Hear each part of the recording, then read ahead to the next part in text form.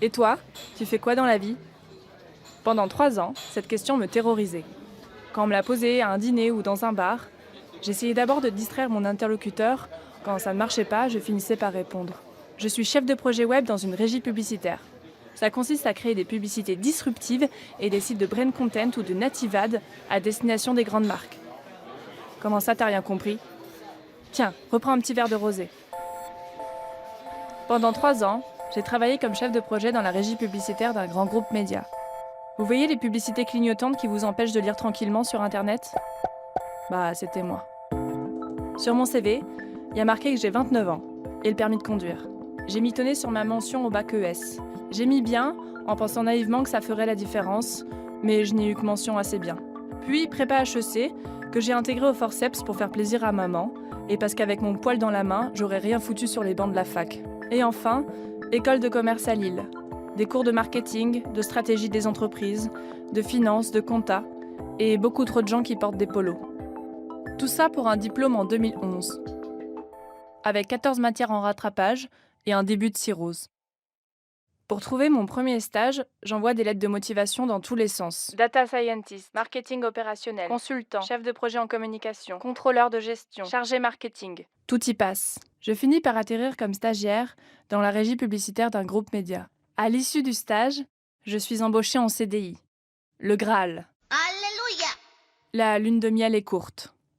Au bout de quelques mois, je commence à trouver que ce job est un peu absurde. Concrètement, à quoi ressemblaient mes journées? Je faisais en sorte que les clients, des marques d'assurance ou de cosmétiques, qui ont payé plusieurs centaines de milliers d'euros pour des publicités, soient contents. Publicités sur lesquelles a priori personne ne clique, sauf par erreur, en émettant un juron. Le matin, je prenais le métro pour arriver vers 9h45 à mon bureau. Je badgeais et, arrivé au premier étage, je m'asseyais devant mon ordi, que je n'allais quitter des yeux que pour des rares réunions. J'engloutissais un croissant en regardant ma boîte mail. Je répondais à mes mails. Je lisais des mails avec plein de mots doux dedans. Brand content, CPM, rich, never done before, disruptif. Je déjeunais. Je reprenais un café. Je planifiais des réunions. Je faisais des comptes rendus de réunions. J'écrivais des mails pour planifier d'autres réunions. Je débriefais des réunions avec mes collègues. Je faisais des brainstorming. Je faisais des PowerPoint. Tout ça pour... Il y a des choses qui n'ont pas de prix. Pour le reste, il y a de la... J'ai commencé à me poser des questions. À quoi je sers? Est-ce que ce job apporte du bonheur aux gens? Est-ce que créer des sites publicitaires m'épanouit pleinement? Est-ce que si mon métier disparaît un jour, quelqu'un va s'en rendre compte? Est-ce que j'ai payé une école de commerce à 30 000 euros pour envoyer des mails? Chaque jour qui passait, le sentiment qu'un truc clochait grandissait en moi, sans que j'arrive à mettre le mot dessus. Et puis un jour... Et si certains boulots ne servaient à rien? Ils les appelaient les bullshit jobs, littéralement les jobs à la con. Ce fut une révélation. Bullshit job ou job à la con. Un métier sans utilité sociale ni satisfaction personnelle. À ne pas confondre avec les métiers dits de merde, ces métiers mal payés, considérés comme ingrats et abrutissants. Serveur chez McDo ou tueur de poulets à la chaîne dans un abattoir. À l'inverse du job de merde, le bullshit job peut être valorisé socialement et permet de briller en société. J'ai demandé à Jean-Laurent Casselli, journaliste et auteur de La révolte des premiers de la classe, une définition plus précise des bullshit jobs. Moi, j'aime bien présenter aux gens une sorte de soit de test, soit des questions clés, les questions types qui sont est-ce que votre grand-mère ou un enfant de 7 ans est capable de comprendre votre job? Par exemple, est-ce qu'on peut le mettre dans un livre pour enfants? En général, les livres jeunesse sont composés d'illustrations. Il y a très peu de mots, ou voire pas de mots. Donc les métiers visuels sont vraiment privilégiés. Or, un consultant en organisation, c'est pas très visuel. C'est-à-dire qu'on va dessiner une personne qui est derrière son ordinateur, dans un bureau, probablement dans un open space. Mais cette personne, elle pourrait être chef de projet, elle pourrait être, je sais pas, responsable RH, elle pourrait être publicitaire, elle pourrait faire de la finance. C'est pas des métiers que les enfants veulent faire. Quand ils sont petits, ils disent pas, tiens, j'ai envie d'être consultant en transition digitale, quoi. L'autre manière de savoir si on est concerné, c'est de poser la question de ce qui se passerait si toutes les personnes qui exerçaient un bullshit job s'arrêtaient de travailler. Et normalement, si la théorie de Graeber est la bonne, on ne devrait absolument pas s'en rendre compte. J'ai fait le test et clairement, impossible d'illustrer mon job ni de l'expliquer à ma grand-mère. Pour être vraiment sûre, j'ai décrit mon ancien métier, chef de projet, à Jean Laurent et voici son analyse. À Paris, à un moment, j'avais l'impression que tous les gens que je croisais étaient chefs de projet. C'était devenu une sorte de norme professionnelle. Et en fait, on ne sait jamais trop à quoi ça correspond. Déjà, en fait, ça ne décrit pas une compétence professionnelle. Et c'est vrai que le chef de projet, c'est quand même la fonction d'interface par excellence, puisque en général, c'est quelqu'un qui met bout à bout tous les acteurs d'un projet. Du coup, n'a pas vraiment l'impression de produire quelque chose, parce qu'elle est plus dans l'assemblage. Et du coup, c'est vrai que c'est des fonctions dans lesquelles on peut vraiment avoir l'impression qu'il n'y a rien de tangible, en fait, à la fin de la journée dans ce qu'on fait. J'en parlais autour de moi et me rendis très vite compte que je n'étais pas la seule à me poser ces questions. J'étais même entourée de gens qui avaient fait de longues études et qui caressaient le rêve de tout plaquer. Ma sœur bossait dans une agence de communication et en garde un excellent souvenir. Si demain je me casse de mon boulot et que je choisis de boire des cafés tous les jours au tabac presse du coin de ma rue et genre juste parler avec des gens, je pense que j'aurai un impact meilleur sur la société qu'en faisant mon job.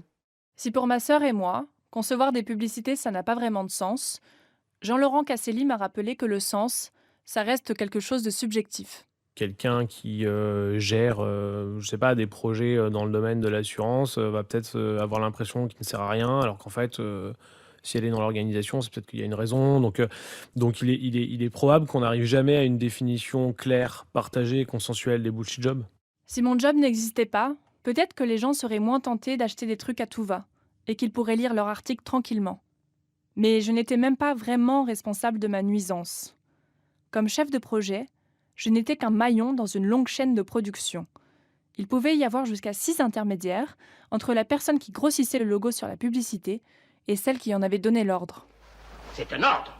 Et un ordre, ça ne se discute pas, ça s'exécute. Point à la ligne. Bref, je ne faisais rien de concret. J'étais payée pour être pur intermédiaire. Passe-plat, comme on dit dans le métier. Sans pouvoir de décision, si ce n'est sur le nombre de cafés que je buvais dans la journée. Je pense que tu peux être le maillon d'une chaîne et être utile au maillon d'avant, au maillon d'après. Mais si la chaîne elle-même est inutile, t'es pas utile. Avec Constance, on est devenus amis sur les bancs de l'école de commerce. Elle travaille au service comptabilité d'un groupe du CAC 40. Le bullshit job, ça la connaît. Moi, je me suis dit la première fois que j'avais un bullshit job quand... En fait, je me suis dit à quoi je sers, à quoi ça sert ce que je fais. Quelle est vraiment la finalité de ce truc? Est-ce qu'il y a des gens que ça intéresse à part mon supérieur, par exemple, dans l'entreprise? Qui est-ce qui lit ce que je produis? C'est un peu triste. Mais bon, voilà.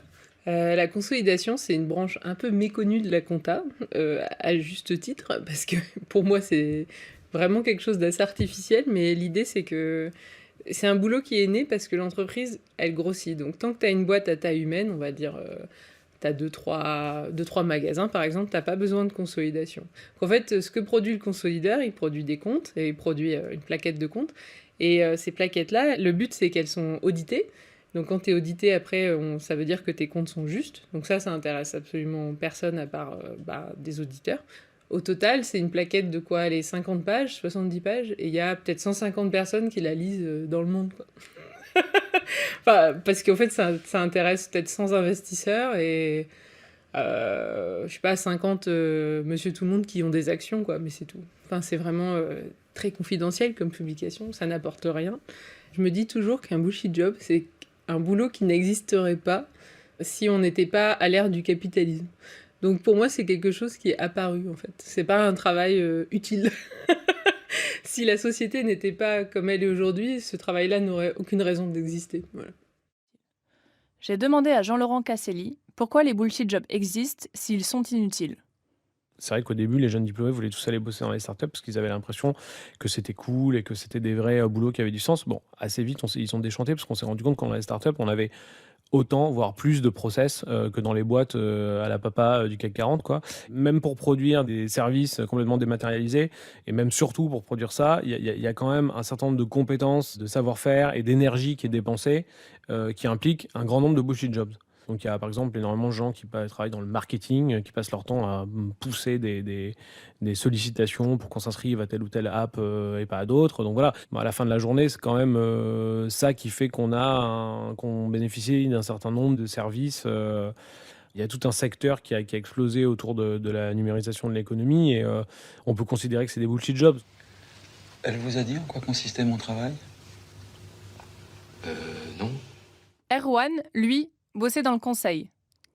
À lui aussi, on a répété « bosse dur et fais les études qui t'ouvriront le plus de portes ». J'étais plutôt le bon élève qui suit le parcours assez classique. On va aller faire une prépa, et puis à la fin de la prépa, on va aller en école d'ingénieur, et puis à la fin de l'école d'ingénieur, on va sûrement aller vers le conseil. Finalement, là où à chaque fois, on fait le moins de choix possible, et on va vers là où il y a le plus de possibilités possibles. Il a bossé 3 ans dans le conseil avant de démissionner pour fonder sa boîte. J'ai passé 1 an à bosser pour l'armée française, à concevoir et à imaginer un projet à 10 milliards d'euros, chiffré en une nuit par un de mes managers, pour que ce projet soit jamais lancé. Donc globalement, la satisfaction, elle était un peu différente. C'était plutôt quand moi, j'étais content d'avoir amené quelque chose d'un peu différent dans le système. Mais ça, c'était assez minime, hein. Par exemple, pour un laboratoire pharmaceutique, il y avait eu une fusion de 2 équipes, ils s'étaient jamais rencontrés. Je leur ai organisé un atelier avion au papier où ils écrivaient des petites infos, ils l'envoyaient dans la pièce. J'ai eu ma photo avec des avions partout en l'air. Et eux, ils étaient là, oh là là, ces petits jeunes, ils font des trucs sympas. C'était marrant, quoi. Pas très, très, très intéressant. Si la finalité externe est un sujet de stress, c'est souvent les processus internes qui rendent fou. Et c'est une chose de faire un boulot qui n'a pas de sens aux yeux de la société, comme mon cas, mais si en plus ton boulot il te complique la vie, en gros, si t'as des choses débiles à faire, mais qu'en plus t'es obligé de les faire de manière débile, parce qu'il n'y a pas des bons process ou des bons outils, des bonnes technologies en fait pour t'aider, je pense que c'est là que t'atteins le summum du bullshit job.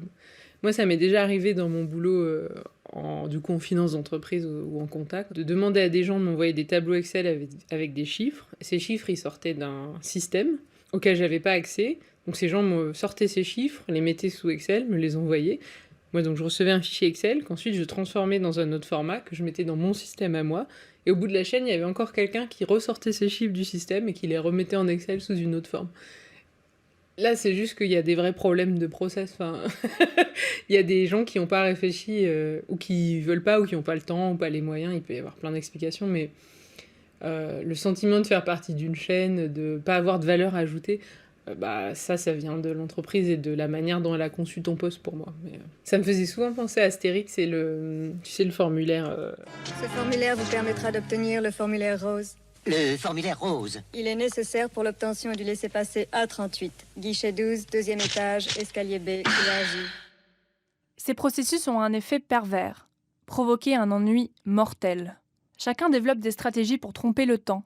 Pour ma part, j'écrivais des critiques littéraires de haute volée et passais un temps infini à éplucher les blogs de voyage.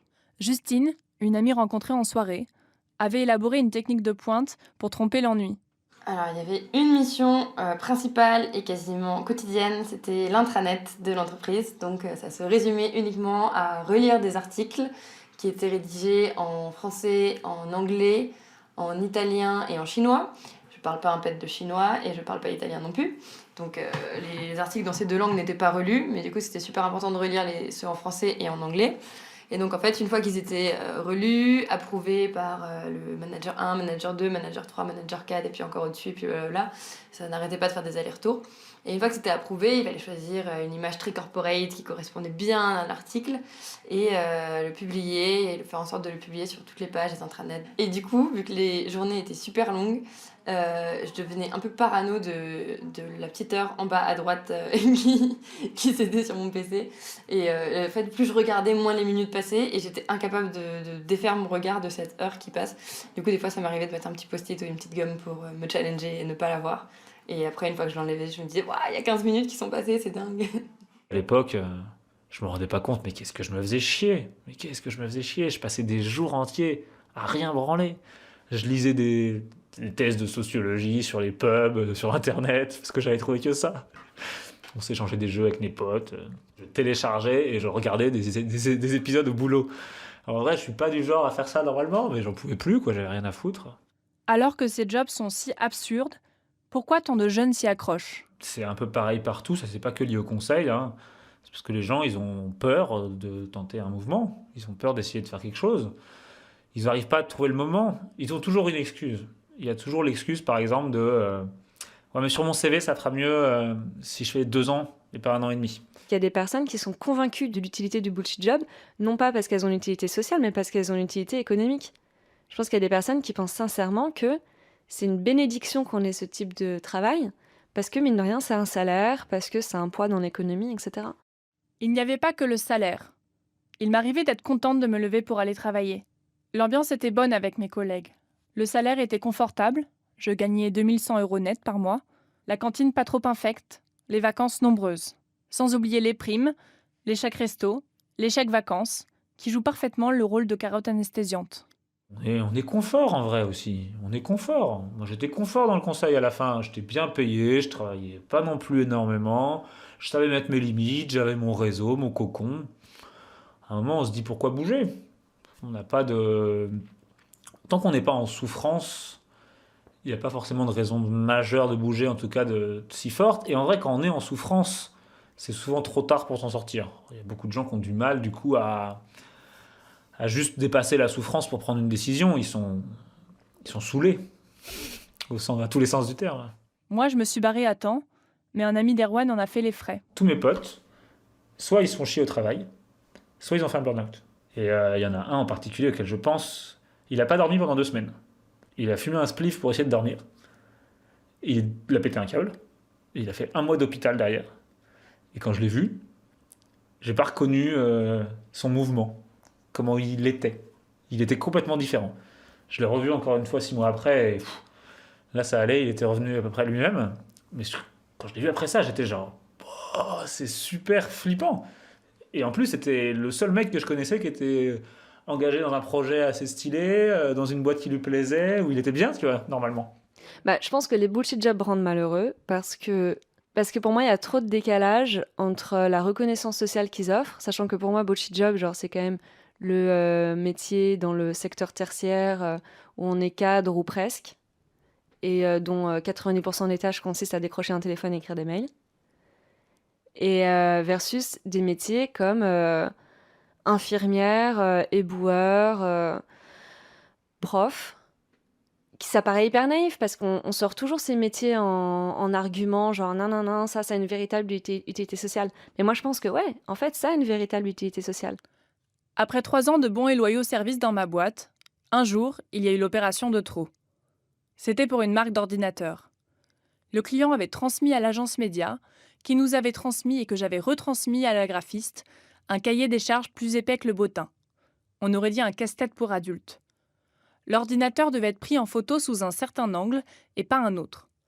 La marge autour du logo dépendait d'un tas de conditions. Évidemment, les délais étaient hyper serrés. Tout le monde, photographes, graphistes, développeurs, commerciaux, avait fini par péter un câble devant l'exigence d'un client à qui on ne pouvait jamais parler directement. Quand j'ai commencé à faire des cauchemars où je m'imaginais poursuivi par une horde d'ordinateurs en furie, je me suis dit qu'il était temps de partir. J'ai posé ma démission et je me suis barrée. C'est quand même une forme de privilège. Et enfin, moi, ce qui me dérange, c'est pas trop ça. Je pense que la vraie question derrière, c'est plus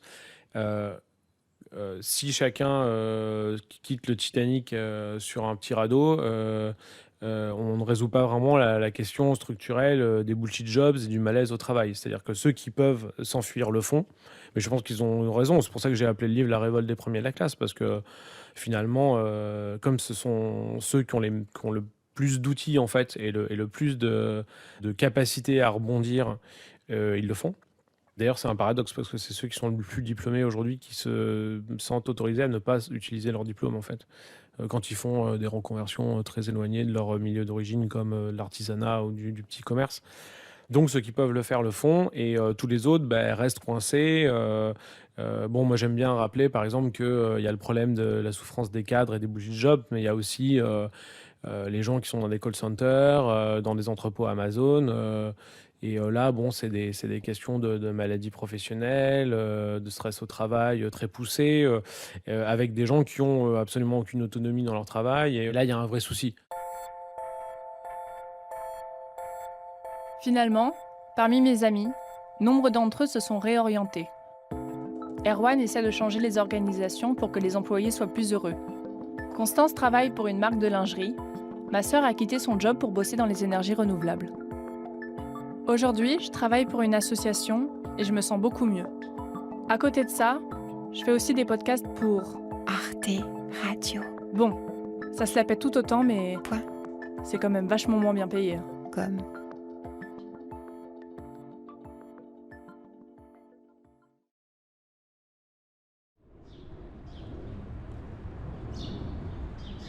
Je me souviens une fois, on était ensemble, première chose, une petite dame là qui perd sa carte bancaire et pas pouvoir lui ramasser. On se rend compte à ce moment-là de l'invalidité dans laquelle on est, quoi. C'est vraiment très très invalidant par moment. On en prend un petit coup au moral, forcément. On se dit, c'est bon, on n'est pas bon pour la casse, mais pas loin, quoi.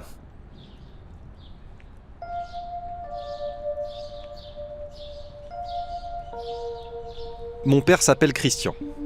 Et j'ai toujours trouvé qu'il faisait plus jeune que son âge. Mais maintenant, ce serait plutôt l'inverse. J'ai 67 ans, bientôt 68. J'étais menuisier et j'en suis à la retraite depuis 2017. Alors je me suis fait opérer d'une prothèse de hanche à gauche et il y a de grandes chances une prothèse des deux genoux. Oui, enfin c'est la totale, quoi. On va dire c'est la totale au niveau articulation des membres inférieurs. Hein. Heureusement que j'ai les chevilles qui vont pas trop mal.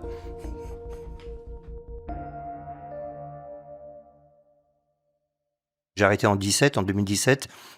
En 2018, j'étais dans le fait accompli que j'avais les deux hanches flinguées et les deux genoux flingués, quoi. J'arrive à la retraite cassée parce que j'ai eu trop de poids à porter, tout simplement et tout seul. Les portes pleines, les plateaux de cipeaux, les planches de chêne. Si on avait été deux, ça aurait été certainement, peut-être j'aurais eu un genou sur d'autres flingués, une hanche sur d'autres flingués. Voilà. Étant tout seul, c'est sûr qu'avec le temps, l'usure se fait. Mon père a toujours fait du sport.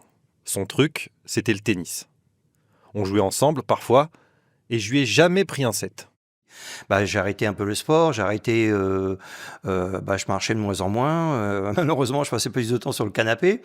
C'est là où je me sentais le mieux, mais bon, à côté de ça, évidemment, on prend du poids, forcément, puisqu'on bouge beaucoup moins. On ne peut plus conduire non plus, donc je prenais plus la voiture. Tu fais plus ce que tu faisais avant, en fin de compte, même si j'aurais voulu, au moment de m'arrêter au niveau de la retraite, je m'étais dit, c'est super, je vais m'arrêter, je me voyais bien avec mon sac de sport, de tennis, aller sur les cours et tout. On fait une croix dessus, hein. Oui, j'ai eu peur de plus pouvoir marcher. Ouais, bien sûr.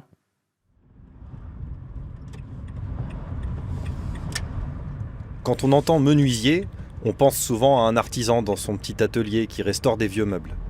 Papa, lui, c'était pas du tout ça. On va essayer de se garer un peu plus haut. La cité, elle est là. On va voir le pavillon A. Il travaillait à la cité universitaire d'Antony, dans les Hauts-de-Seine. C'était la plus grande d'Europe, située à 15 km de la maison. Il y allait tous les jours en voiture.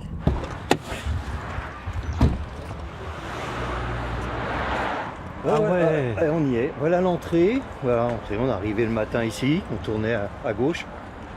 Il n'y a plus rien, quoi. Hein. Il n'y a plus rien de ce on avait. Là, voilà, l'atelier était à cet endroit-là, au niveau, tu vois, derrière la grille, là. Oui, avant, c'était un grand contexte. C'était une ville dans la ville. Hein. Il y avait un cinéma, un théâtre, un restaurant universitaire. Il y avait beaucoup de chambres d'étudiants, entre 4500 et 5000 étudiants avant que les bâtiments ne soient démolis.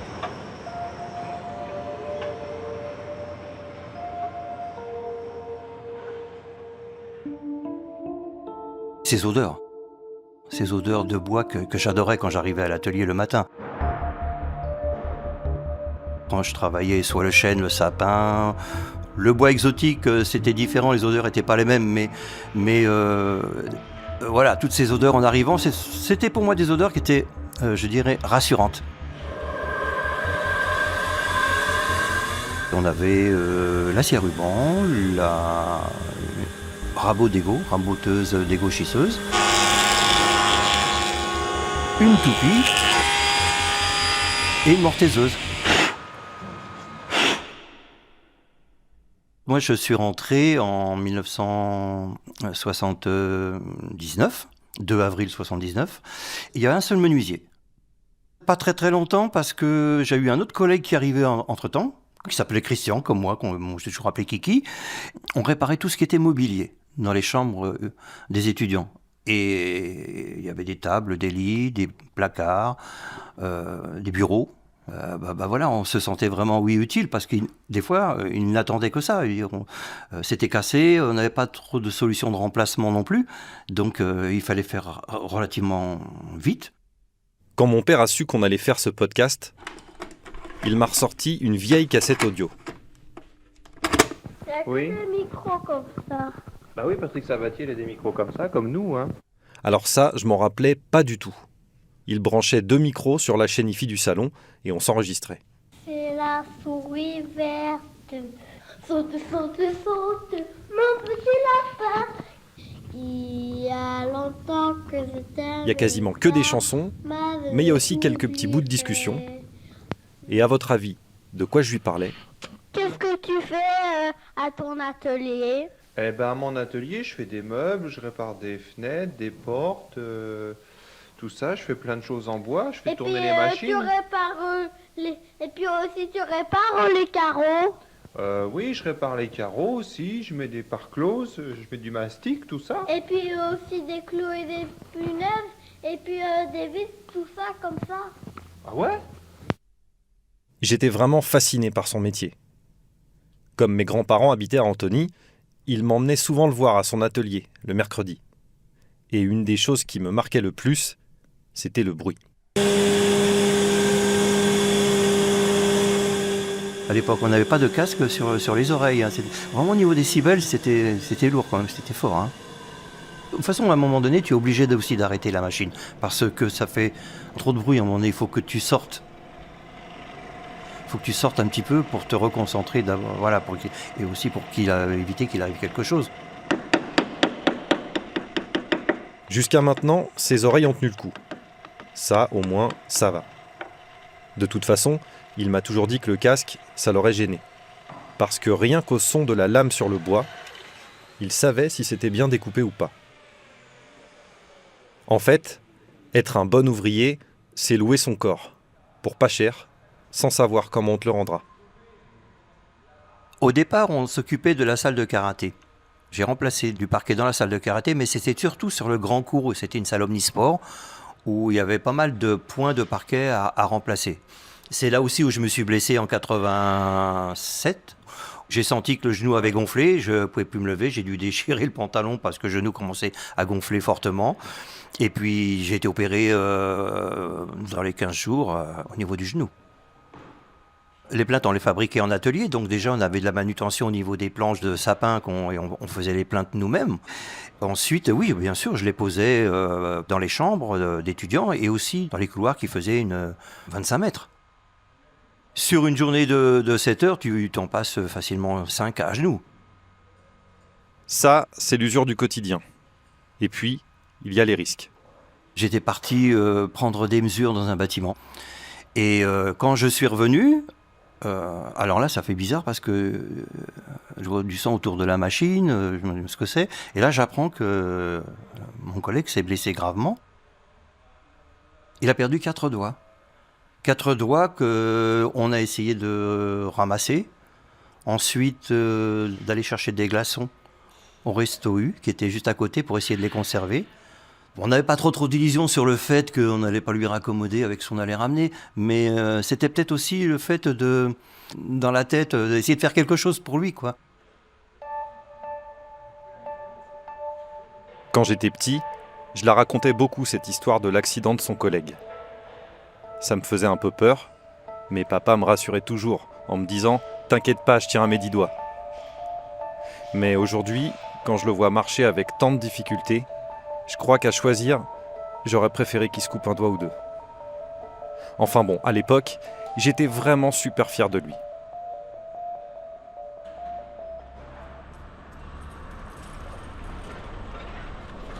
Il y avait une espèce de butte aussi, entre les deux. Et puis il y avait les crèches, la crèche où tu as été. Puis il y avait la crèche du C, où il y avait Jacqueline et tout ça. Il y avait la crèche du G.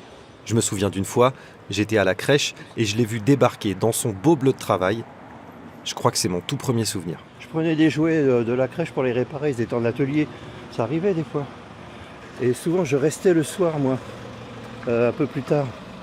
Tu vois, dans le jardin, au jardin. Et comment d'enfants. ça, tu réparais des jouets ? Il y avait des jouets qui étaient cassés. Donc les dames, elles me disaient... parce qu'à l'époque, c'était que des jouets en bois ? Oui, beaucoup. Il y avait un petit toboggan que j'ai réparé aussi, un atelier qu'à l'époque, le responsable me dit qu'est-ce que c'est que ce truc-là. Est-ce que tu vois bien, c'est un toboggan.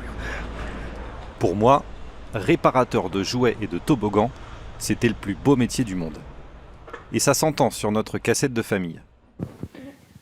Et alors raconte-moi ce que tu faisais à ton école là. Cette semaine, t'as été à l'école?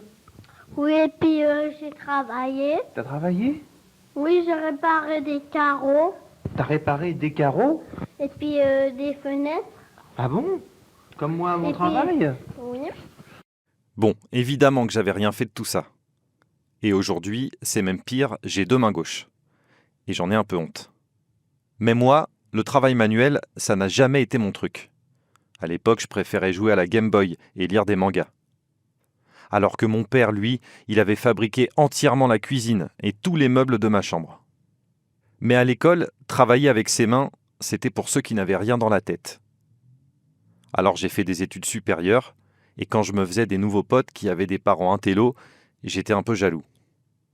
Quand j'y repense, je trouve ça débile. Surtout que je suis bien content quand papa vient m'aider pour monter l'armoire de Paul ou le lit d'Anna.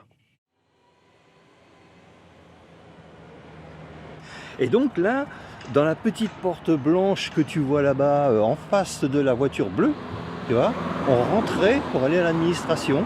Et tout ça, ce sont des chambres d'étudiants. Donc il reste des étudiants. Il reste des étudiants ici. Ce que tu vois là-bas tout au bout, avec la partie au centre un peu ocre, là, tu vois, tout ça, ce sont les appartements du personnel. Où j'avais des copains qui habitaient là. Ilé habite là, Costa habite toujours là, d'ailleurs. Ici, pour une petite anecdote, il y avait, quand on rentrait, la chaufferie, et il y avait une grande gouttière qui descendait, et puis un jour de pluie, il y avait tellement de trompes d'eau qui passaient à travers cette gouttière qu'on s'est dit avec un collègue, tiens, si on allait prendre une douche, mais personne ne croyait. Hein. Il dit non, ils sont mazos, ceux-là. Voilà. Et puis on s'est déshabillé, on s'est mis en caleçon, on a cherché notre shampoing, et on a pris la douche froide. Puis il y avait les étudiants qui passaient, qui nous regardaient, on dit mais qui c'est ceux-là, qu'est-ce qu'ils font là?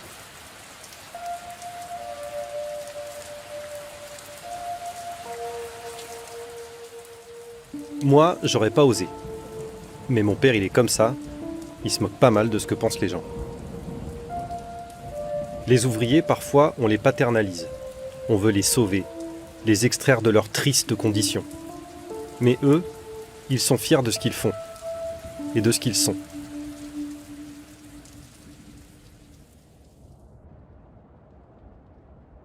C'était à Noël, et il y avait une petite réception qui avait été préparée pour les enfants du personnel.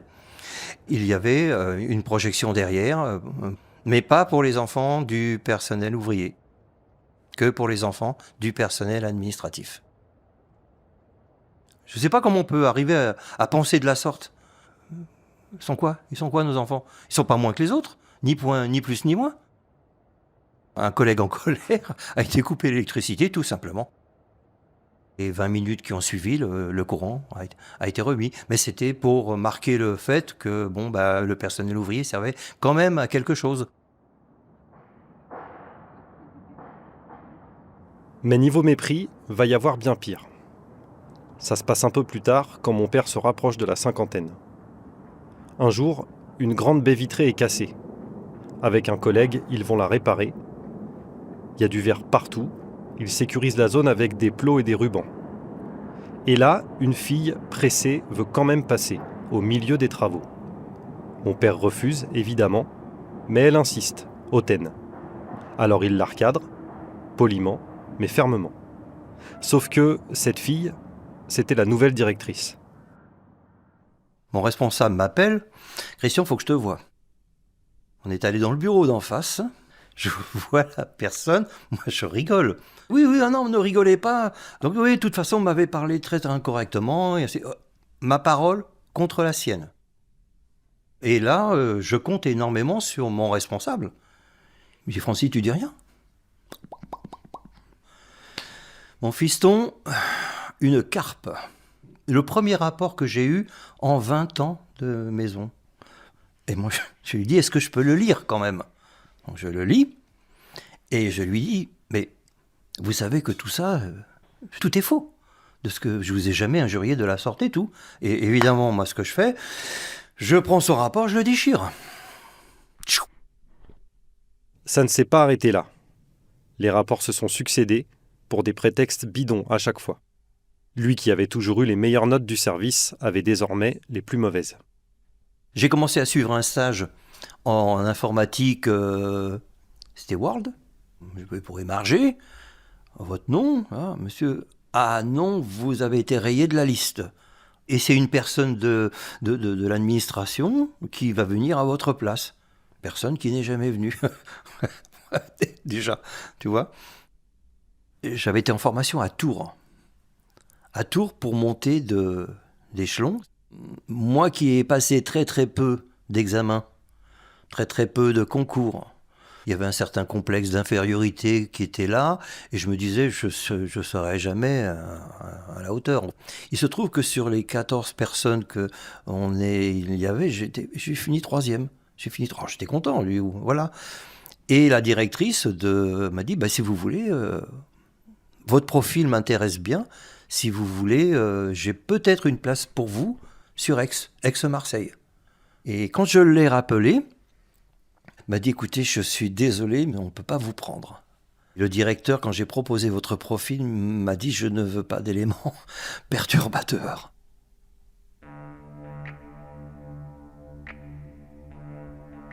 Ce stage était fait dans un but bien précis. C'est aussi compte tenu que je commençais à connaître mes problèmes de santé. Je m'étais dit c'était peut-être une porte de sortie. Mais là, c'était carrément le fil qui était coupé. Le fil est coupé parce que dans certaines administrations, quand on commence à être marqué à l'encre rouge, avoir un ou deux rapports, on est marqué au rouge jusqu'au bout.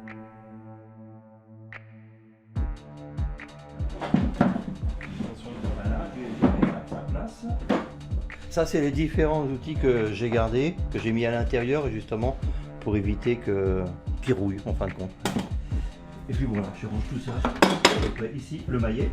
Fabrication maison, que j'ai toujours gardé aussi. Voilà.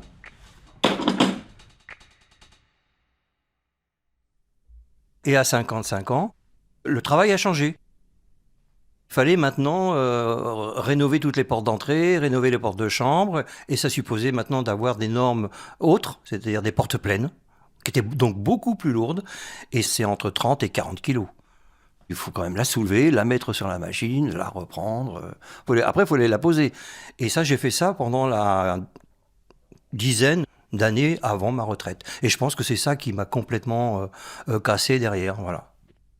On aurait pu être deux, ça aurait bien soulagé quand même. Après, c'était pas la politique. Et je pense qu'on s'en serait servi aussi pour fermer l'atelier plus tôt. Le seul menuisier ne voulant plus faire, après tout, on ferme. Voilà, ce que j'ai pu entendre aussi des fois. Mon père n'était pas dupe. Au mi-temps des années 2000, il devenait démodé, comme tous ces vieux meubles qu'il avait réparés et qui désormais finissaient à la benne. L'heure était à l'externalisation et à la modernité 2.0. Et un jour...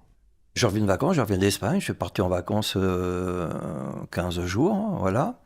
Et je reprends le travail, donc j'arrive, je rentre, j'ouvre la porte, et là, un local vide. Plus rien. Il reste quelques copeaux, quelques poussières, avec l'emplacement des machines. Je me dis, peut-être qu'il y a encore la réserve à bois qui est à côté. Je rentre dans la réserve, plus rien. Plus de bois, plus rien. Tout avait été vendu. À ce moment-là, il a 61 ans. Donc encore 3 ans à faire pour toucher sa retraite complète. Et comme il était assimilé fonctionnaire, on ne pouvait pas le virer. Alors on l'a mis dans un bureau, sans fenêtre, sans grand-chose à faire. Alors là, c'est vrai que j'étais pas, on va dire, fatigué physiquement. Je portais plus de porte-plaid et tout. Mais moralement, c'est vrai que des fois... voilà. Donc tu sortais de temps en temps. Tu allais faire un petit tour dans les jardins pour prendre l'air. J'ai même discuté, pris des cafés et autres avec des gens qui venaient de l'extérieur pour faire le travail que moi je faisais avant. Exemple, une porte cassée d'un étudiant ou une étudiante cassée, et le moment où je la reposais, il m'était donné de la poser dans les 2 jours. Eux, c'était 3 semaines.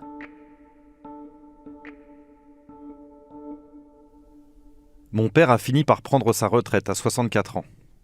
Et la cité universitaire, où il avait passé 38 ans de sa vie, a été rasée. Seul un bâtiment a été épargné, où résident quelques centaines d'étudiants, face à l'autoroute. On aurait pu continuer à la menuiserie, mais ailleurs. Par exemple, dans une résidence universitaire toute neuve au plateau de Saclay. Moi, ce qui m'aurait permis de transmettre le savoir que l'on a à quelqu'un d'autre, et puis de partir avec, ne pas partir avec ce sentiment t'as l'impression de ne pas avoir bossé là-dedans. En fin de compte, tu pars dans l'anonymat total, dans l'indifférence totale. Et ça, c'est bien dommage, après avoir passé autant de temps dans un établissement, de partir comme ça.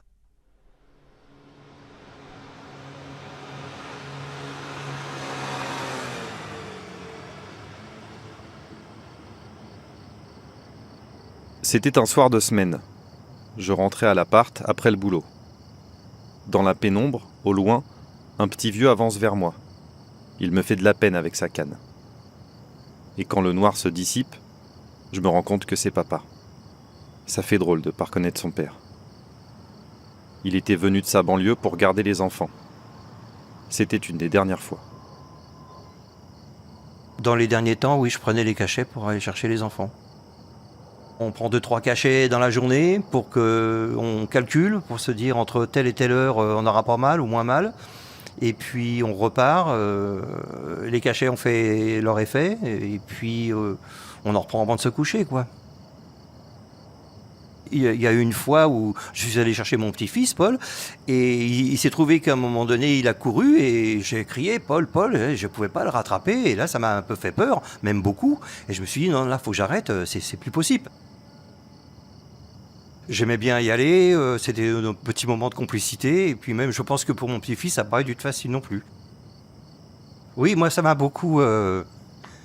au départ, ça manque toujours. Mais c'est vrai que, en fin de compte, ça a été trop brutal. Enfin, ça a été trop brutal parce que moi, j'ai pensé tout de suite, si je continue, il va se passer quelque chose. Quand je me suis lancé dans ce podcast, j'ai dû trouver une menuiserie pour enregistrer des bruitages. Alors j'ai tapé « menuiserie Paris » et la première que j'ai trouvée était à Antony, comme la cité U. Alors forcément, j'emmène papa avec moi. Là-bas, on rencontre Thibaut. Il a 35 ans, il avait fait une école de commerce, il gagnait très bien sa vie, mais il en avait marre. Il s'est reconverti en 2017, l'année où mon père a pris sa retraite. Quand je les présente, ça colle, tout de suite. Je suis presque jaloux et je comprends pas tout. Tout ce qui est pastilles, brasées, tout ça, c'est interdit, je crois. Ouais, bon, enfin, tu as tout au carbure maintenant, hein. Ouais. C'est ça. Voilà. C'est Ouais, ça. parce que nous, les fraises arénées de 5, 8, 10 et autres, on le bouffe tout, j'en parle pas. Tout ce qui était... Par contre, tu vois, j'ai jamais travaillé, moi, avec des molettes à contre-profil et tout ça. Tu veux passer une pièce à la toupie? Ah non, non, je dirais franchement non. Pourtant, ça me démange. L'émotion, je pense, va prendre le dessus. Mais ça me fait hyper plaisir déjà que tu me l'aies proposé parce que c'est sympa, quoi, je veux dire. Mais non, j'ai des frissons. Et alors après, la toupie, moi, c'est mon outil préféré. Ah, c'est génial. Mais c'est aussi dangereux. globalement le plus dangereux de l'atelier. Le plus dangereux. Ils ont échangé leurs numéros. Thibaut tient à ce que papa passe une tête de temps en temps. Il dit qu'il prendrait bien un conseil ou deux. Je pense qu'il est sincère, mais je crois surtout qu'il a compris que ça ferait du bien à mon père. Et c'est vrai, je l'avais pas vu sourire comme ça depuis longtemps. Parce que pendant une heure, là-bas, on lui a rendu un peu de sa fierté. Parce qu'un ouvrier, c'est un type qui loue son corps, pour pas cher, et qui veut surtout qu'on le considère. Arte Radio.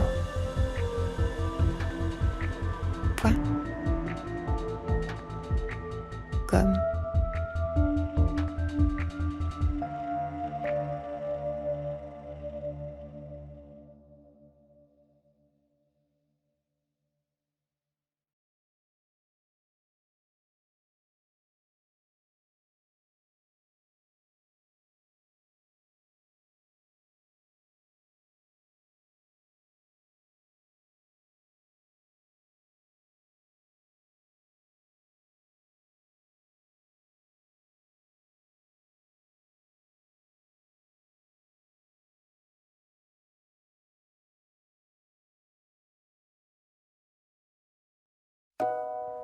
Le plus souvent dans l'histoire, Anonyme était une femme.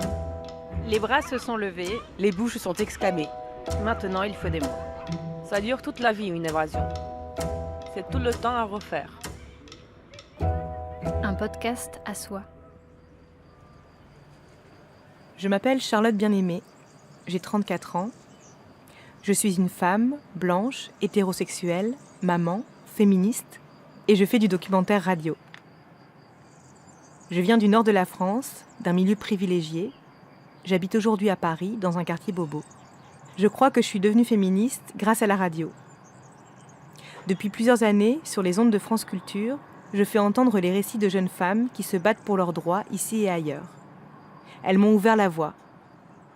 À toutes, j'ai demandé « Pourquoi êtes-vous devenue féministe ? Est-ce qu'il y a eu un déclic ?» Je ne sais pas si je pourrais répondre moi-même à cette question.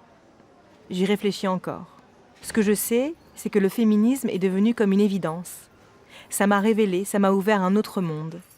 Aujourd'hui, je me dis ouvertement féministe, et ce n'est pas sans conséquence. Une fois le mot prononcé, je décèle les sourires moqueurs, les regards effrayés. On soupire, on lève les yeux, on me dit qu'il faut changer le mot, que c'est trop clivant. On me dit qu'ici, l'égalité est atteinte, que le combat est futile, dépassé. On me dit que de toute façon, l'égalité est un leurre, parce que les hommes et les femmes, finalement, sont différents. Tout ça me donne envie de poursuivre le travail entamé. Partager les récits intimes, les analyses, les textes et les poèmes, si nombreux, qui racontent ce que vivent les femmes. Faire entendre celles et ceux qui luttent pour une égalité réelle, écouter les blessures et trouver la puissance, réfléchir à où nous en sommes, ce que ça veut dire être une femme, un homme, questionner les rapports de domination, les émancipations possibles. On ira dans les bureaux dorés et dans les rues sales, dans les classes d'école et les chambres à coucher, dans les maisons, les universités, sur les terrains de foot, à l'hôpital, dans les églises, les champs ou les bancs de l'Assemblée. On ira écouter celles qui sont dans la norme et celles qui ne le sont pas. Ceux qui ont des enfants, celles qui n'en voudront jamais, celles qui aiment les femmes et ceux qui aiment les hommes, celles qui aiment les deux, ceux qui ne savent pas, celles qui hésitent. Redevenons des bandites fiévreuses, des enfants acharnés à ne pas rester là où on nous pose. Ce sera un podcast à soi. Nous allons déchirer nos carnavals absurdes cette nuit. Puis, nous nous attaquerons à nos cicatrices. Tous les mois, dans les oreilles, sur Arte Radio. Épisode 1. Sexisme ordinaire en milieu tempéré. Tant que tu travailles pour moi, tu tombes pas enceinte. Interdiction totale. Mon boss, directeur d'un conservatoire de musique, à la cantine, en rigolant. Je demande à un confrère avant une audience. On est d'accord sur une remise de peine ? Réponse. Bien entendu, mon chaton. Paris, palais de justice. Et toi, tu te la rases comment, la chatte ? Au bloc opératoire, au-dessus d'une patiente dont les organes génitaux étaient exposés. Vous conviendrez totalement pour le poste, mais je tiens à vous préciser qu'à profil et compétences égales, nous préférerons recruter un homme. Paris, j'étais élève avocate en recherche de stage. Je crois qu'il est grand temps que tu me suces. Le professeur des universités, chirurgien, avec ta pince, il faut que tu entendes le même bruit que le hurlement d'une chatte en chaleur. Tu sais bien le faire, ce bruit, non ? J'ai lu ces témoignages sur les pages Paye ta robe et Paye ta blouse, qui récoltent des récits de sexisme ordinaire dont sont victimes au quotidien les femmes sur leur lieu de travail. On la garde quand même, car elle est attachante et puis elle est décorative. J'aurais pu faire entendre les cris de chèvre lancés par des députés à l'Assemblée nationale, alors qu'Alice Toureau s'exprimait à la tribune le jeudi 3 août 2017, ou le caquettement de poule venu interrompre Véronique Masneau en 2013, en plein débat sur les retraites. Oh, ça suffit, là. Mais qui c'est qui s'est fait Écoutez, ça enfin, franchement... Arrêtez, quoi. Je suis pas une poule, hein. C'est bon. Ce sexisme ordinaire survient partout, dans tous les milieux sociaux, tous les jours. J'ai pourtant l'impression qu'on en parle moins lorsqu'il s'agit des milieux favorisés, des catégories socio-professionnelles les plus élevées. Pardon ? Vous pouvez répéter un petit peu plus fort ce que vous venez de dire, monsieur le sénateur. Vous venez de dire à mon propos, pendant que je parlais, c'est qui cette nana ? Je souhaite que ce soit bien inscrit. Vous avez gagné peut-être ce matin la palme du misogyne beauf de cette assemblée. J'ai donc voulu creuser, aller chercher ce qui se cache chez les cadres, dans les bureaux de la défense, dans les couloirs des entreprises du CAC 40. J'ai rencontré Florence, 36 ans. Je travaillais pour un éditeur de logiciels, donc dans le domaine de l'informatique. J'ai intégré un service qui se développait, qui était populaire dans l'entreprise et qui était très visible puisque c'était de la communication. Je faisais du marketing en tant que cadre.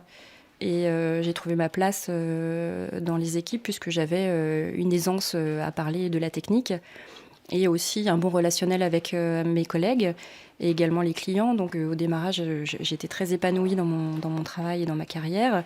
J'étais très motivée et j'avais de belles perspectives professionnelles. Malheureusement, ça s'est retourné contre moi par la suite. Quand on est une femme dans le milieu technique, je me suis rendu compte que c'était pas si facile que ça. Le fait que je sois célibataire et que je sois pas mariée, que j'ai pas d'enfants, ça commençait à être un peu des sujets qui étaient tournés à la rigolade de la part d'un groupe de collègues. Certains autres sujets comme la façon dont j'avais été recrutée et sur le fait que les RH tenaient absolument à me recruter alors qu'il y avait d'autres candidats masculins. Du coup, c'était facile de dire que j'avais été recrutée parce que j'étais une femme et ils me faisaient des remarques sur mes tenues vestimentaires ou sur la façon dont je me maquillais ou me coiffais. Et surtout quand je portais des tenues, des jupes. J'arrivais le matin dans le bureau, j'étais pas plus apprêtée que d'habitude, mais j'ai des collègues qui disaient j'ai oublié que t'étais une femme. T'es très jolie aujourd'hui, t'as un rendez-vous ce soir, t'as un rencard, tu vois un mec ce soir. Et du coup, j'en étais venue à porter des jeans et des baskets et à ne plus faire attention, plus prendre de temps pour me faire jolie pour aller au travail, parce que j'avais l'impression que c'était sujet à discussion et j'avais pas spécialement envie d'attirer les regards et j'avais envie de me faire discrète et d'être oubliée finalement. En parallèle, je progressais toujours dans mon poste, donc voilà, c'était des choses. Alors je me retrouvais avec des magazines, avec des femmes dénudées sur mon bureau le matin en arrivant. Un midi, je reviens d'une pause déjeuner. Alors j'avais un bon de réduction pour aller me faire épiler dans un centre d'esthétique. J'étais intégrée dans des mail lists de blagues sexistes et j'étais prise à partie, c'est-à-dire qu'il y avait un certain nombre d'hommes en copie en destinataire et ces mails m'étaient adressés directement et on attendait finalement ma réponse. Donc c'était une façon de me forcer à participer à ce genre de choses. On m'avait envoyé une copie d'une commande d'un panier de sites de déguisement avec des costumes de soubrette, par exemple, qui m'étaient destinés. Donc on me demandait si ça me convenait. Évidemment, je répondais pas, mais c'était quand même assez violent. Je vais les rechercher.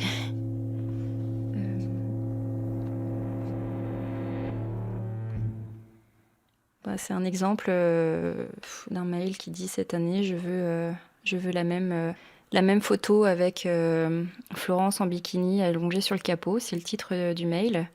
C'est-à-dire qu'à l'origine, c'est une photo d'un collègue qui est devant une voiture de sport en déplacement professionnel. Ça pouvait être toute la journée, c'est-à-dire toutes les 5 minutes, toutes les 2 minutes. C'était un effet boule de neige. Un va répondre, l'autre va répondre, etc. Démarrage de mail qui va durer toute la journée et qui va finir par des images pornographiques avec des adolescentes qui vont avoir du sperme sur la figure. Au démarrage, je ne répondais pas. Après, je leur demandais de m'exclure de ces mails.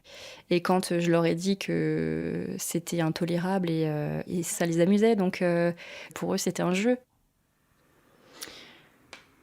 Voilà. C'est un mail que j'ai reçu un mardi à 15h54 quand j'étais au travail, donc d'un collègue qui était dans un bureau pas très loin. L'intitulé, c'était « Voici les règles de l'homme ». Et donc, ça listait une vingtaine de points sur comment les femmes se comportent et ce qui est insupportable au regard des hommes. C'est-à-dire qu'il y avait toute une liste de choses que les femmes font, soi-disant. Râler, se plaindre, pleurnicher, c'est des choses de manière générale. Et notamment le fait de demander aux hommes de baisser la lunette des toilettes. Il s'était clairement dit, vous avez qu'à le faire vous-même si vous n'êtes pas contente. Il y a combien 16 points comme ça. Point numéro 6. Venez nous voir quand vous avez un problème, mais seulement si vous avez envie qu'on trouve une solution. Si c'est pour vous écouter et vous plaindre, il y a des copines pour ça. 8. Si tu penses que t'es grosse, c'est probablement vrai, alors ne demande pas. Dans la mesure du possible, dites ce que vous avez à dire pendant la pub. Point numéro 13. Tous les hommes voient seulement 16 couleurs. Comme les paramètres par défaut de Windows. Par exemple, pêche est un fruit, pas une couleur. Pareil pour pommes et citron, on n'a aucune idée de ce qu'est le fuchsia. Point numéro 19, vous avez assez de fringues. Point numéro 20, vous avez trop de chaussures. Et point numéro 21, je suis en forme, rond c'est une forme. j'ai répondu, j'aime beaucoup l'humour, mais explique-moi ce qu'il y a de drôle dans ton mail. Et la réponse est tout doux, tu reviens de vacances, Florence, rigole un peu. Et donc j'ai transféré ce mail à mon responsable en fait. Et je lui dis que je ne comprends pas l'objet de ce courrier, qu'il est rempli de rancœur envers la gente féminine, et que malheureusement ce n'est pas le premier mail de cette teneur que je reçois. Et donc je rappelle que j'avais déjà alerté mon responsable quelques mois auparavant, et que je lui demandais de l'aide, et que là c'était trop, et que pour une seconde fois je lui demandais d'être vigilant et de ne pas tolérer ces déviances, et que je lui disais que si cela venait à se reproduire, je n'hésiterais plus à solliciter la direction et le CHSCT qui s'occupe de la sécurité au travail, car je ne veux plus subir ces propos malvenus, déplacés et clairement stigmatisants. Il n'a jamais répondu. Je n'ai pas de réponse. En écoutant Florence, je me suis rendu compte que le sexisme ordinaire pouvait être un prélude à bien pire. Pourtant, il semble toléré, banalisé, voire même complètement nié. C'est ce que dénonce Brigitte Grésy depuis plusieurs années dans ses livres et ses rapports. Au début, le sexisme prenait des formes très hostiles, très marquées. Les femmes sont incapables de faire des maths, les femmes n'ont pas le sens de l'orientation, etc. Donc, il était visible, repérable. Alors, ça ne veut pas dire qu'on réagissait contre, parce que c'était très difficile, mais il était visible. Et puis, il y a eu le développement des politiques à l'égard des femmes, le développement du droit international, et notamment du droit européen. Et le sexisme a pris des formes beaucoup plus masquées, insidieuses, larvées. Et c'est devenu beaucoup plus difficile. Ça peut être des formes d'incivilité, de mépris, des interpellations familières, ma petite, ma belle, ma jolie, qu'on croit gentille, mais qui en fait instrumentalise l'autre. Ça peut être des formes de séduction unilatérale où les femmes finalement se rétrécissent, se chosifient parce qu'elles veulent être compétentes et ne pas être sollicitées pour leur corps. Ça peut être plein de formes. Moi j'ai un exemple, un grand directeur dans un ministère parle d'une femme qu'il a rencontrée la semaine dernière qui était directrice générale dans un autre ministère. Il est en comité de direction et il dit « Ah oui, comment elle s'appelle ? Vous savez la nénette qu'on a vue la semaine dernière ? La nénette, elle est directrice générale dans un ministère. » On procède par délégitimation, infériorisation de l'autre. Et puis, dernière forme de sexisme, très très très insidieux, c'est le sexisme bienveillant. Qui naît du fait que c'est une nouvelle forme de paternalisme. Voilà que les femmes sont tellement intuitives, tellement sensibles, elles ont tellement le sens d'autrui qu'elles sont formidables. Mais en disant ça, on récupère une division sexuelle du travail. Aux hommes, l'argent, la stratégie, la finance. Aux femmes, les communications et les RH. Et finalement, on renoue avec l'idée que les compétences ont un sexe. Or, les compétences n'ont pas de sexe. Et on renoue avec cette idée qui est à la base des stéréotypes de sexe, c'est qu'il y a une catégorisation entre le masculin et le féminin et qu'il y a une forme de complémentarité des deux sexes. Or, les femmes, comme les hommes, sont capables d'aborder l'entièreté des compétences et des aptitudes. Mais on entend aussi souvent les mots misogyne, machiste. Pourquoi employer plutôt le mot sexisme plutôt qu'un autre Alors, le mot machisme et misogynie, ce sont des mots qu'on utilise dans l'entreprise mais qui sont connotés presque positivement. « Oh, c'est un macho, mais c'est un mec, c'est un vrai, voilà. » Et la misogynie, fleur bon, l'étymologie grecque fait que vraiment c'est assez distingué tout de même. Le sexisme, ça appelle les choses par leur nom, comme le racisme. Le sexisme désigne des actes prohibés, c'est-à-dire des actes qui ont pour objet de porter atteinte à la dignité ou pour effet de porter atteinte à la dignité d'une personne ou de créer un environnement intimidant, hostile, dégradant, humiliant ou offensant. C'est la définition même que nous avons réussi à introduire dans le Code du travail en 2015 sur l'agissement sexiste. Le sexe, c'est pas une discrimination comme les autres, parce que les femmes ne sont pas une minorité, c'est la moitié de l'humanité. Il y a, en ce qui concerne le sexe, quelque chose de tout à fait différent avec les autres motifs de discrimination, c'est que les hommes et les femmes vivent ensemble, non seulement dans le monde du travail, mais quasiment tout le long du jour, la majorité du temps, et qu'ils sont dans un lien d'interdépendance pour le désir et la procréation. Et finalement, dire le mot sexe, c'est ambigu parce que l'intime fait irruption dans les consciences. Et du coup, tout un jeu de représentation homme-femme qui sont le jeu qui a lieu dans la sphère privée en termes de désir, de séduction et de reproduction, vient massivement contrecarrer la notion de sexe dans l'entreprise, qui est simplement le fait qu'on est un homme et une femme, mais ça n'impacte pas nos compétences et nos aptitudes. Donc c'est vraiment cette difficulté qui explique que le mot sexisme a été considéré comme un gros mot pendant très longtemps. Donc voilà, il faut appeler les choses par leur nom, parce que si on ne les appelle pas par leur nom, on ne pourra pas les rendre visibles, on ne pourra pas les quantifier et on ne pourra pas lutter contre ce phénomène.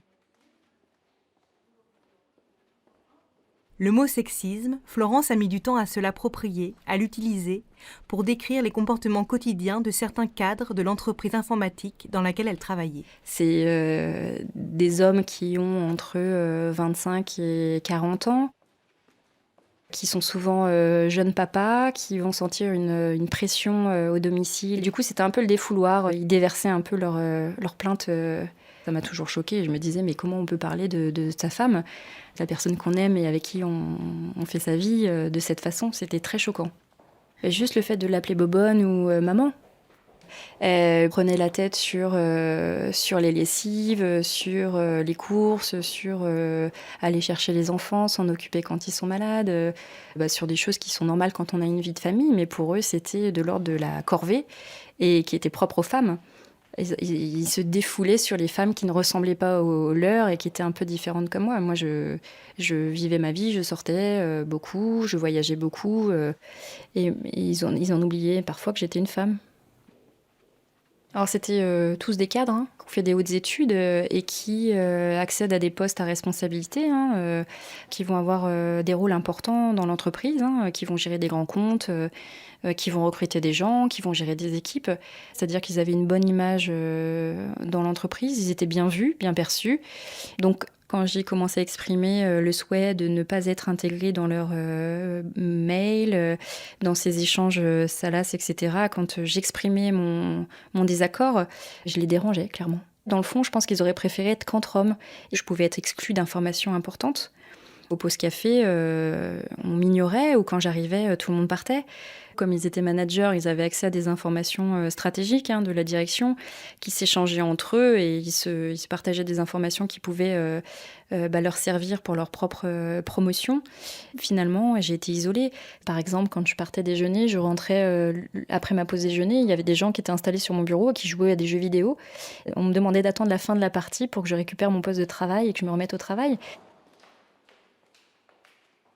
Je me suis rendu compte que j'ai un collègue qui filmait sous mes jupes dans les escaliers avec son smartphone et j'ai jamais su comment réagir parce que j'avais peur en fait de cette personne. Parce que c'est une personne qui était là depuis très longtemps dans l'entreprise et qui avait du pouvoir, donc j'en avais peur.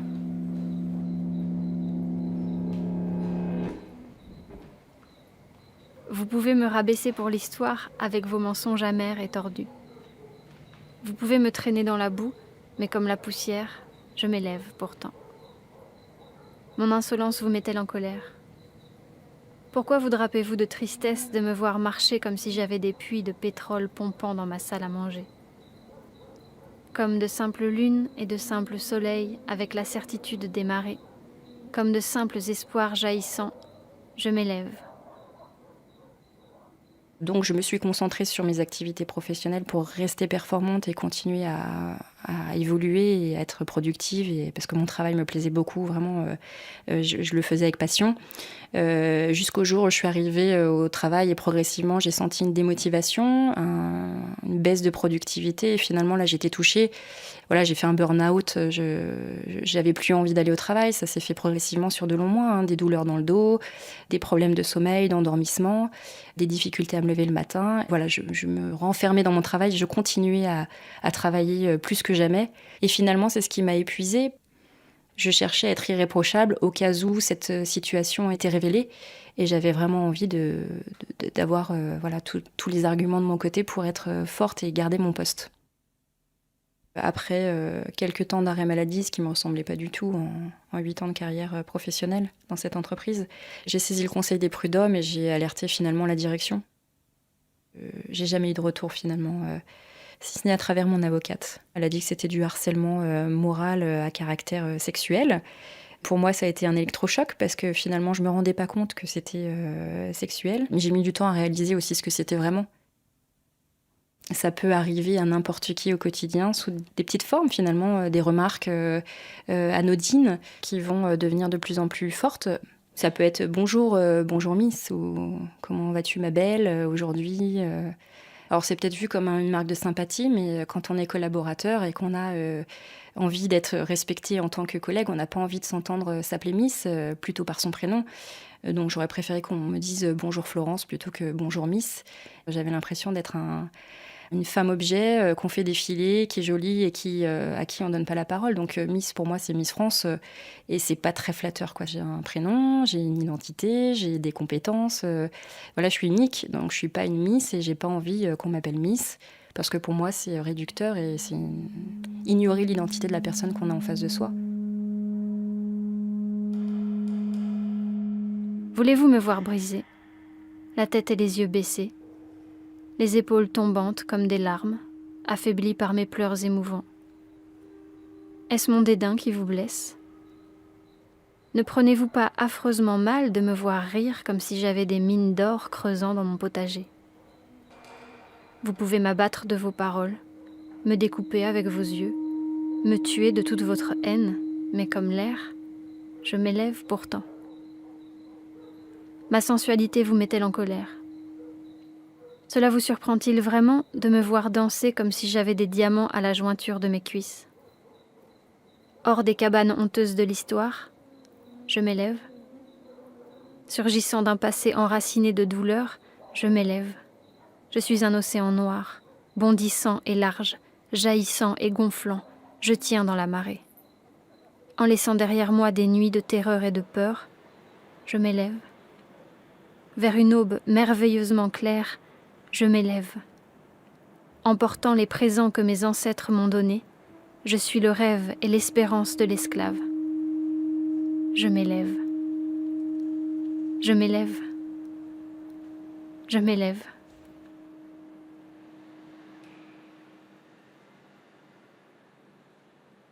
Dans le livre de Brigitte Grésy, Le sexisme au travail, fin de la loi du silence, j'ai découvert que le mot sexisme était apparu à la fin des années 60 aux États-Unis. Il avait été prononcé pour la première fois par une femme, Pauline Litt, qui déplorait que les poétesses ne soient pas reconnues par les historiens. Elle avait utilisé ce mot par analogie au mot racisme, pour mettre en évidence le déséquilibre hiérarchique entre les hommes et les femmes. J'ai trouvé cette analogie assez éclairante. Et puis, j'ai pensé à toutes ces femmes qui subissent les deux discriminations et qui tentent de faire entendre leur voix. L'une d'elles, Marie da Silva, vient de créer une agence d'empowerment et de stratégie dédiée aux femmes non blanches qui subissent à la fois le sexisme et le racisme au travail et qui s'appelle Encali Works. Étant femme, étant noire, je suis doublement dominée. De par ma race, j'entends race en termes de race sociale, c'est-à-dire le fait d'être noire, appelle du racisme, le fait d'être femme appelle du sexisme. Il y a chosification quand on parle de sexisme, mais il y a aussi, dans mon cas et dans le cas d'autres femmes non blanches, racialisation. C'est-à-dire que les deux sont toujours ensemble. Il y a une division sexuelle du travail, dans la mesure où il y a une surreprésentation des femmes dans certains secteurs, mais il y a aussi une division raciale et sexuelle du travail. Il n'y a qu'à regarder, par exemple, la surreprésentation des femmes non blanches dans les domaines du care, dans les domaines de la gériatrie, par exemple. Dans le domaine de la garde d'enfants, il y a des rapports de domination entre les femmes. C'est-à-dire qu'il y a des femmes aujourd'hui en France qui sont chargées de délivrer d'autres femmes de leur charge mentale, mais qui gardent la leur. Alors c'est un champ qui est vastement inexploré.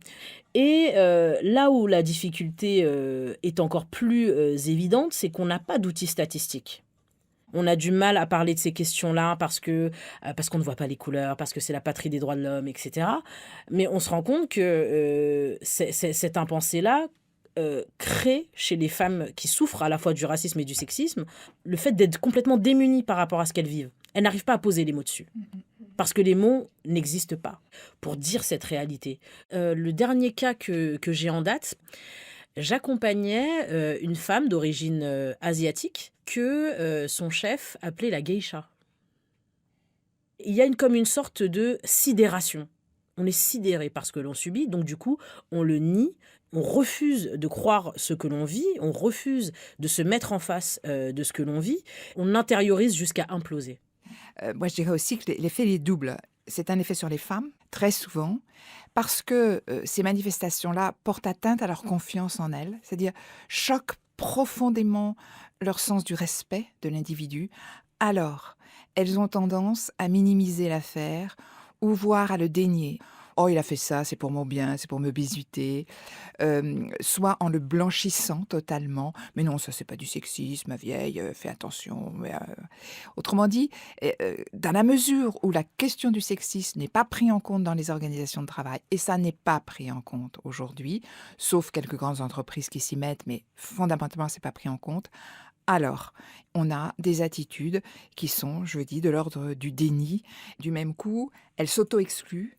Elles s'autocensurent et depuis l'enfance. C'est-à-dire, si elles ne vont pas dans des métiers majoritairement masculins, c'est qu'elles disent que de toute façon, on va leur faire la peau, que ça va être très dur.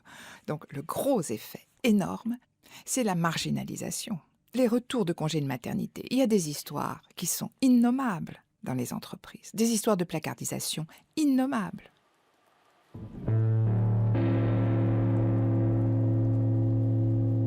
Un podcast à soi. Épisode 1. Sexisme ordinaire en milieu tempéré. J'étais responsable des relations publiques dans un groupe de télécommunications.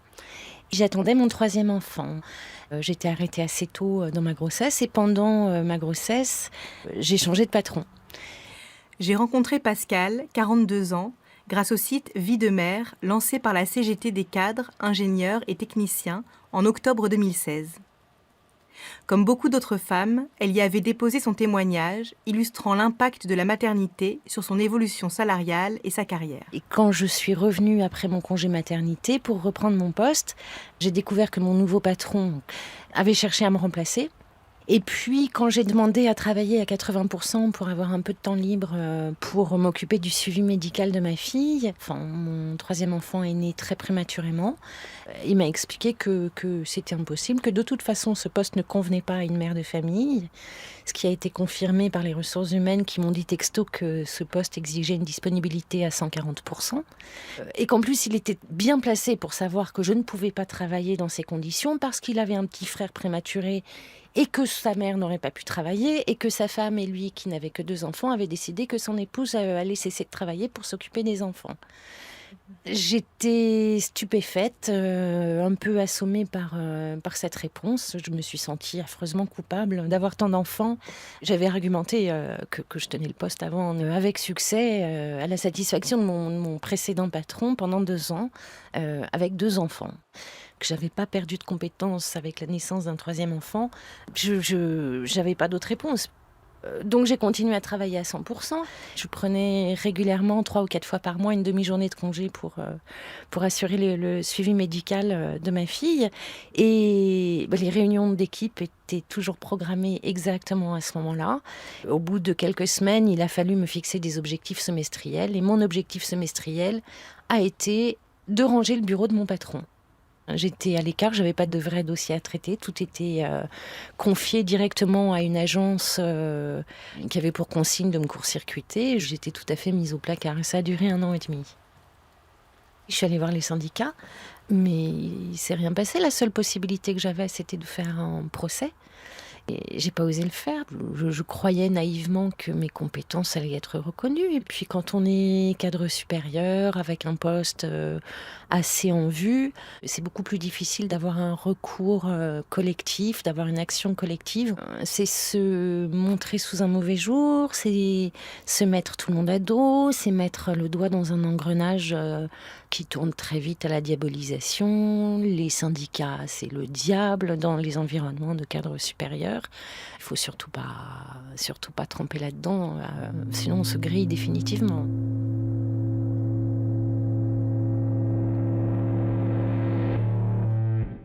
J'ai eu un épisode de dépression nerveuse, j'ai été arrêtée pendant 3 ou 4 mois.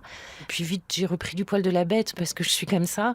Et j'ai fini par quitter ce poste pour créer une entreprise de vêtements pour bébés prématurés en l'occurrence.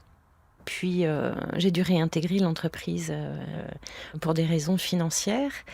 C'était une séparation, j'avais besoin d'un salaire pour nourrir mes enfants, régler mon loyer sans le soutien financier d'un conjoint. Donc voilà, je suis allée au plus facile, au plus rapide.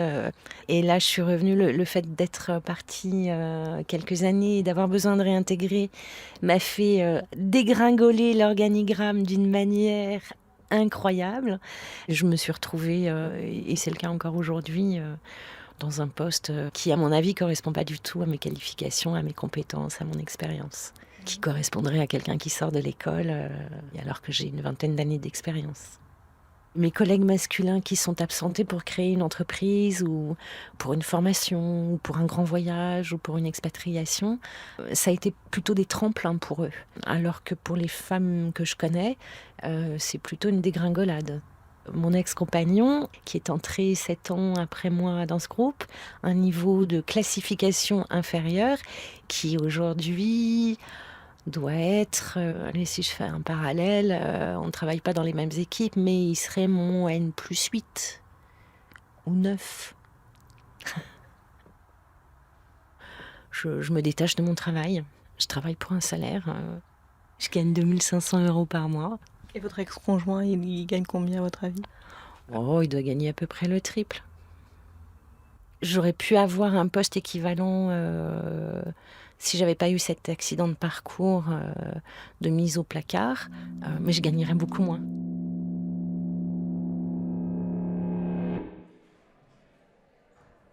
Sur le site Vie de mère, on apprend que les femmes cadres gagnent en moyenne 26% de moins que les hommes. Pour Brigitte Grésy, ce chiffre s'explique en partie par le fait que les femmes travaillent plus souvent à temps partiel et dans des secteurs moins rémunérateurs. Mais si on retire ces éléments-là, il reste encore 8 à 10% non expliqués. On fait comme ça parce que on a toujours fait ça, parce que c'est la norme. Et on ne réinterroge pas la norme. Et il faudrait réinterroger la norme partout. Et il faudra surtout montrer comment l'égalité professionnelle, c'est pas la cerise sur le gâteau, c'est vraiment une approche systémique. C'est-à-dire, il faut à la fois travailler sur l'accès des femmes aux postes de décision, il faut travailler sur la mixité des métiers, qui ne sont pas mixtes aujourd'hui, il faut travailler sur la parentalité, sur les conditions de travail, l'organisation du temps, et puis sur tous les process RH qui valorisent aujourd'hui un modèle neutre d'être au travail, qui est en fait le modèle masculin, présentéisme absolu, linéarité des carrières, détection des hauts potentiels entre 25 et 35 ans, qui est l'âge où les femmes font leurs enfants. Il faut absolument transformer l'ensemble. Et on se rend compte que plus les pères, par exemple, prennent leur congé de paternité, sont associés à une paternité précoce, plus ils seront des pères tout au long de leur vie. Parce que le contact avec le bébé très précocement, le contact avec les médecins, avec le soin, avec la prise en charge, induit immédiatement des compétences, des intérêts et une charge mentale qui diffèrent. Tant qu'il y a un non-partage des tâches, tant que les rôles sociaux hommes-femmes sont à ce point clivés, et tant, vous savez, 80% des tâches domestiques et les 2/3 du temps parental, c'est les femmes qui s'en occupent. Tant qu'il y aura cette énorme différence, alors nous n'arriverons pas à progresser. Marie de Silva ? Tous les outils qu'on a pour combattre le sexisme au travail, on les a. Le sexisme, c'est quelque chose, le sexisme et le racisme d'ailleurs, ce sont deux systèmes oppressifs que l'on peut expliquer avec du factuel. Et pourtant, rien ne change. C'est-à-dire qu'il y a juste un manque de volonté politique de la part des hommes. Quand on a le pouvoir, on ne le lâche pas. Mais ce qui est étonnant, c'est qu'il y a aussi un pouvoir de la sphère privée. C'est-à-dire manager la sphère privée, avoir l'amour des enfants. Parce que quand on s'occupe des enfants, vers qui viennent les enfants le soir? Dans les jambes de qui? De la mère. Donc c'est aussi une forme de pouvoir. Ce pouvoir-là, les hommes n'en veulent pas. Et il est beaucoup plus facile d'entrer dans une cuisine, d'ouvrir la porte d'une cuisine que la porte d'un conseil d'administration. Pourtant, ils n'ouvrent pas cette porte-là, ou la cuisine ou la porte de la maison avec les enfants. Et ce pouvoir de l'éducation, ce rôle de l'éducation, c'est l'une des choses les plus difficiles. Beaucoup, très très difficiles. Or, c'est complètement naturalisé. C'est les femmes qui s'en occupent, c'est dévalorisé. Non. Gérer les conflits, anticiper les demandes, comprendre l'autre, etc. C'est quelque chose d'extraordinairement usant en énergie. Et moi, je trouve qu'il est beaucoup plus difficile de gérer la colère d'un nourrisson que la colère d'un patron. Beaucoup plus difficile. Je vous ai dit au cours de cette conférence que Shakespeare avait une sœur. Et j'ai la conviction que cette poétesse, qui n'a jamais écrit un mot et qui fut enterrée à ce carrefour, vit encore. Elle vit en vous et en moi, et en nombre d'autres femmes qui ne sont pas présentes ici ce soir, car elles sont en train de laver la vaisselle et de coucher leurs enfants.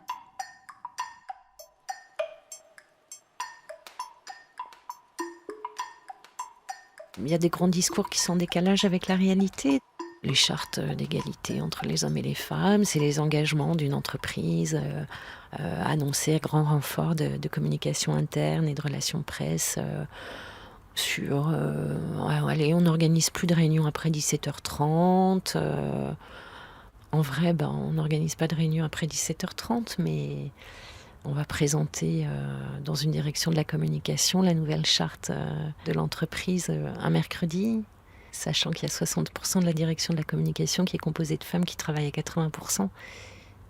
Et ces femmes qui travaillent à 80% sont absentes le mercredi. Je ne connais pas d'hommes qui travaillent à 80% et qui s'absentent le mercredi, j'en connais aucun. Aucun. Mais je connais plein de femmes, j'ai plein de collègues qui font ça. J'ai pas l'impression que ce soit particulièrement mal vu, mais quand on veut changer de poste, c'est quand même un sacré handicap. Et si on veut une promotion, c'est pas la peine. On n'a pas une promotion quand on travaille à temps partiel et qu'on n'est pas là les mercredis.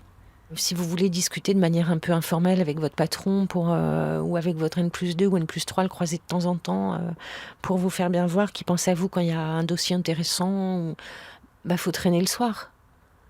Il ne faut pas être pressé, il ne faut pas avoir ce petit chrono dans la tête qu'on a quand il faut récupérer les enfants à l'école, à la crèche ou rentrer vite pour préparer le dîner et faire en sorte qu'ils soient couchés avant 20h30. Enfin, ça n'existe pas, ça. Les deux collègues dont je suis la plus proche, on a les mêmes jobs.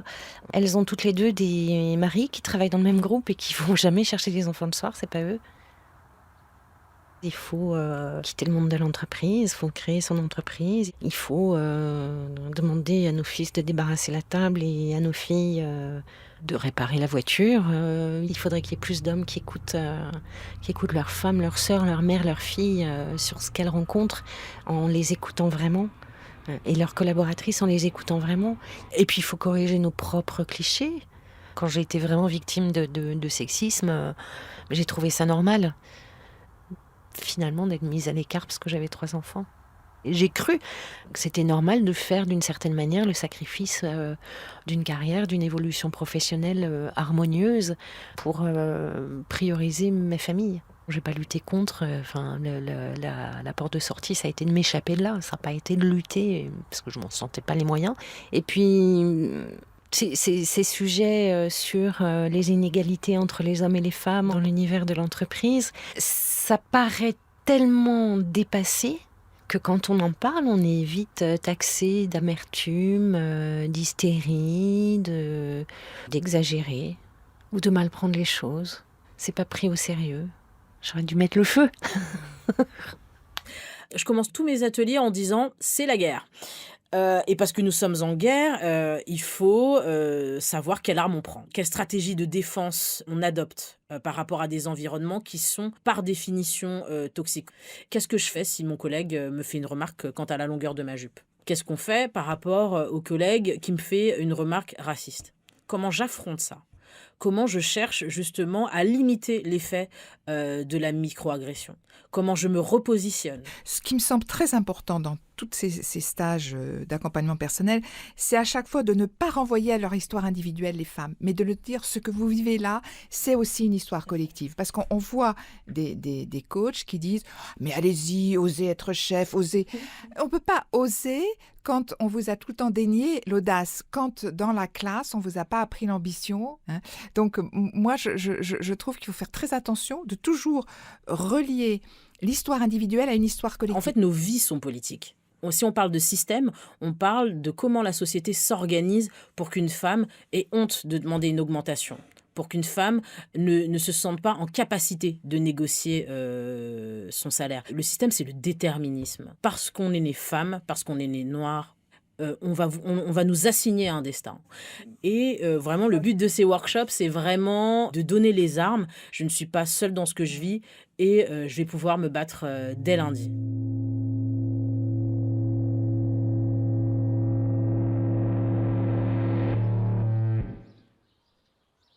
C'était un podcast à soi. Pour entendre des récits et des analyses, de l'intime et du politique, des trajectoires personnelles au cœur d'enjeux collectifs. Ce sera tous les premiers mercredis du mois, en partenariat avec le magazine Cosette, sur arteradio.com. Prochain épisode, être une femme, boxer comme un homme.